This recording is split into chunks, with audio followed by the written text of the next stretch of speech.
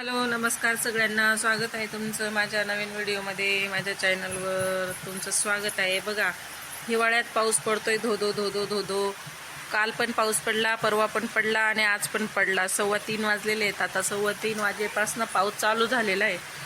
बघा, शेतकऱ्याच्या हातातोंडाशी आलेला घास हा निसर्ग राजासुद्धा त्याला शेतकऱ्याला तो घास खाऊ देणार नाही आहे. कारण आमच्याकडे कापसाचं पीक घेतलं जातं, तर तो कापूस पूर्ण ओला करून टाकलेला आहे पावसाने.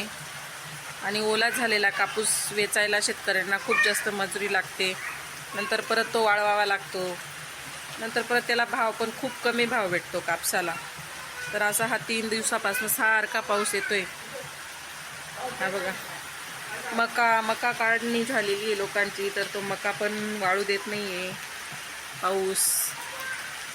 असा धोधो धोधो धोधो. हिवाळ्यात पण आता जवळजवळ हिवाळ्याचा ऑक्टोबर महिना संपत आलेला आहे आणि तरीसुद्धा आज पाऊस पडतोय. 3 दिवसापासून सारखा पाऊस पडतोय.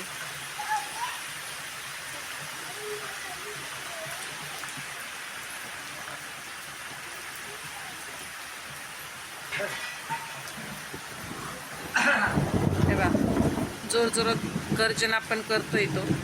ढग गरजताय असं बघा, खूप सारा एकदम असा जोराचा पाऊस पडतोय. दिसत असेल तुम्हाला.